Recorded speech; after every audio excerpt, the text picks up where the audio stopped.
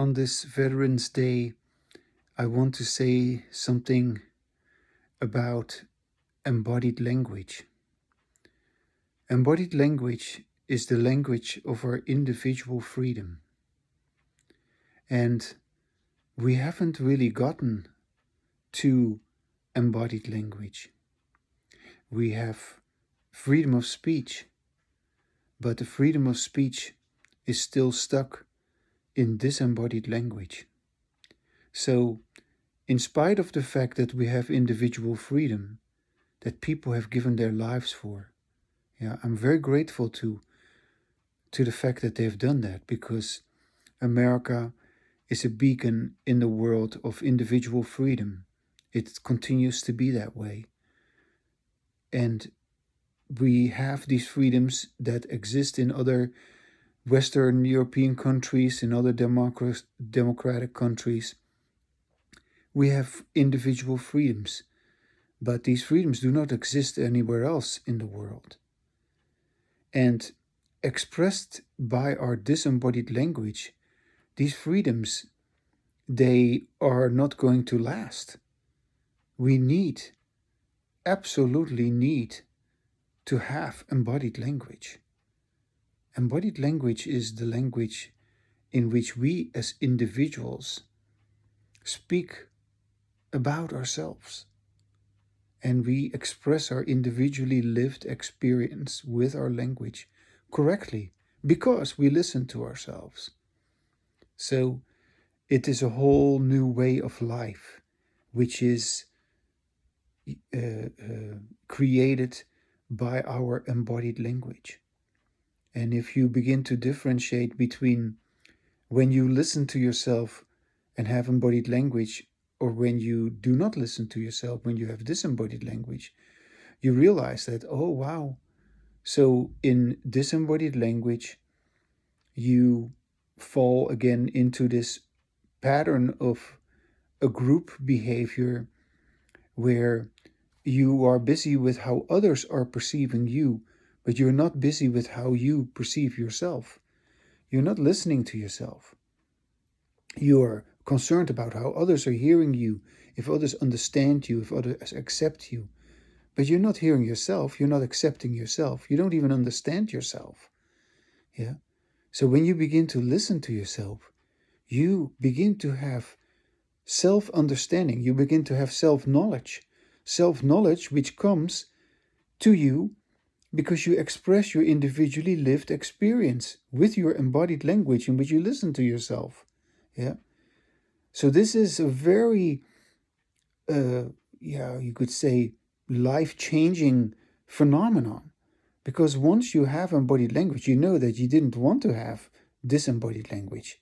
So you were involuntarily engaged in this mechanical pattern of disembodied language. And when you have embodied language, you realize like, yeah, that's my freedom. That's who I am. That's how I want to continue. And so then it becomes important for you to do what it takes. Yeah. Just like the soldiers who have died for our freedom, they did what it took so that we can be free. Now, are you gonna be responsible to do what it takes for you to actually be really free, to enjoy your freedom with your language? Yeah, because that is what embodied language is. That is to enjoy your freedom with your language, to celebrate your freedom with your language. And yeah, that is, if you continue with it, that is your language enlightenment. Yeah. So I hope you hear this message and I hope you are going to do it. You can. You can watch my videos. You can watch my conversation with Croc from XAI on my Twitter account, my X account. And you can go there. I will post it underneath this video. And you can read the exchange that I had with Croc just this morning. It was beautiful. And I'm so happy that I could have that conversation with Croc. But I also look forward to having this conversation with you, of course, but only if you know how to have embodied language. So I've said it before and I'll say it again one more time. It is going to be on the 4th of July in 2026 that I will be available to talk with those who have done what it took to have embodied language. Yeah. And then we will have embodied language together. Then we will celebrate our language enlightenment together with our embodied language. Yeah. That's our freedom to live as individuals. And that is also simultaneously honoring those who have given everything for this freedom. Yeah. And so in closing, I'm honoring those who have given me this freedom. I know that I didn't get this by myself. I know that many people have longed for this. Many people have tried to have this and they have not succeeded. Many people have unknowingly wanted this and yet they have never quite gotten to it because the conditioning history with our disembodied language is so strong that we could only counteract it, we could only decondition ourselves if we recognize the difference between disembodied language and embodied language. And if we realize, like, wow, so our disembodied language has to stop completely before we can have embodied language. Yeah. So this is not a fantasy, this is a reality. Yeah. And your fantasy has to be abandoned, has to be stopped if you want to have this reality. Yeah. And if we want to have peace, yeah, we gotta stop fighting. Yeah. So that's another thing. People have fought for this. Yeah. People have fought for freedom. We have freedoms. But have we, who have these freedoms, have we capitalized on that peace that we have created? Because we have won that battle so far. Yeah. America exists in 2026 on the 4th of July. America has existed 250 years. Yeah, we celebrate the anniversary, the birthday of the United States. 250 years it has already gone on.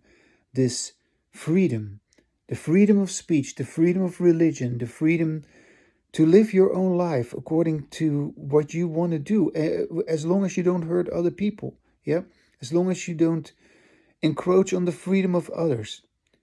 And that individual freedom can only be fully embodied if you listen to yourself. It is absolutely necessary that you need to stop your disembodied language in which you keep on fighting, in which you keep on arguing, debating, you endlessly keep on, I don't know, you never get to embodied language because, like I said, disembodied language has to stop before you can have embodied language. So, I have embodied language, and with my embodied language, I honor everyone who has fought for this and who has wanted this and who has struggled to actually have this but who couldn't get to it. Yeah, I'm speaking on behalf of everyone who has wanted this. I do. I feel that way, and it's an honor. It is something very moving to me to be able to do that, and so I hope you are going to be responsible, and you're going to be respectful of yourself, so that you can have embodied language, because you're not respecting yourself if you do not have embodied language. You are actually disrespecting yourself in disembodied language, even though you do not know it. You are involuntarily, automatically involved in disembodied language without realizing it. And in embodied language, it is your decision. Yeah, it is your decision to do what you need to do to have embodied language. It's your responsibility. It is your skill also. It is your your behavior, your action, your energy that makes it possible. Yeah. So I hope you are going to do it so that we can really capitalize on our freedom with our embodied language. Yeah. And I honor those who have, yeah, provided this opportunity for me to have this. Yeah. And I hope you understand from this short video that you have that opportunity too. Yeah.